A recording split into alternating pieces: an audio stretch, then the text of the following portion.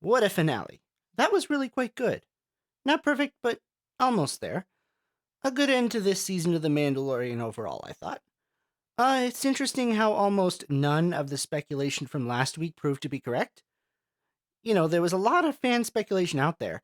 Dinn Djarin was going to die, the Armorer was a spy, Axe Woves was a spy, the survivors were spies. Everyone was trying to figure out who the spies were. Still not absolutely certain what that title was about. I was sure at least some of the theories were going to come true. Kind of glad they didn't, though. By subverting expectations, it was a little less predictable and kind of more interesting. It was also what I would call a very simple finale at its core. Everyone fights, the Mandalorians win, they get their planet back, Moff Gideon is destroyed, or was he? I mean, just playing devil's advocate here, how do we know that wasn't a clone? Unlikely, probably, but you never know. Although if it was a clone, he probably would have used the Force. Yeah, probably not a clone. I'm also very glad Din did not die. Yeah, you could have kept a show called The Mandalorian alive by following another Mandalorian, but it wouldn't have felt like the same show. There were, I think, a lot of rumors and misunderstandings of, I think was it Dave Filoni who said the show didn't necessarily have to be about Din. I see his point, but I think this episode made it clear it is still his show.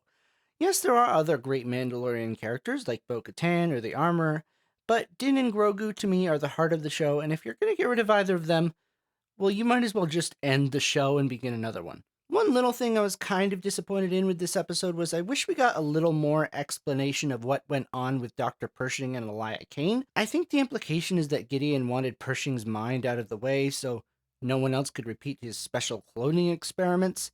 I just wish that had been made a little more explicit, maybe with one line of dialogue or something, but maybe that's still down the line. Other than that, I thought this was a pretty good wrap-up for the season. A next step for the Mandalorians and Bo-Katan, and a next step for Din, and now Din Grogu has also begun. And throughout it all, I had some really cool action scenes. This episode looked really good, I thought. Especially that fight in the air with the Mandalorians versus the Beskar troopers. That was done well.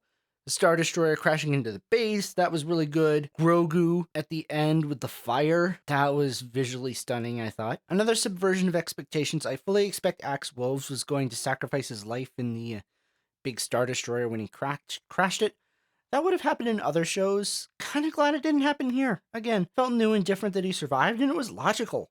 He had a jetpack, so why not? If he had died, everybody in the audience would have been going, he had a jetpack.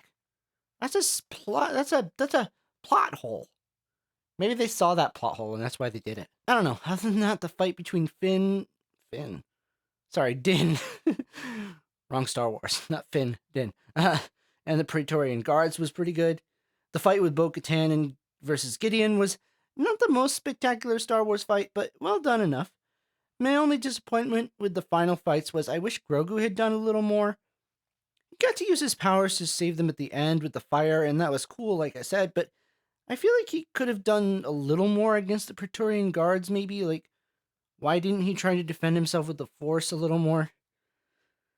Other than that, there was something else I wanted to mention. Oh, R5 with the mouse droids. I hope he stays on the show. He's kind of hilarious. How they use him reminds me a bit of how they use like Chopper or R2D2 in the animated shows, but in live action. Which reminds me, I can't wait to see how Chopper's going to be used in Ahsoka, but that's down the line. Yeah, this is a pretty good finale. Can't wait for next season to find out what else Din and Grogu get up to next. It makes me that ending makes it seems like maybe they're going to go back to the show's roots a little bit and just have some adventures, kind of like in the first season. That could be good. I'm looking forward to that. Also looking forward to seeing what else happens with the other Mandalorians next, if we get that. And yeah, looking forward to that. Until then, though, of course, we've got Ahsoka coming in August.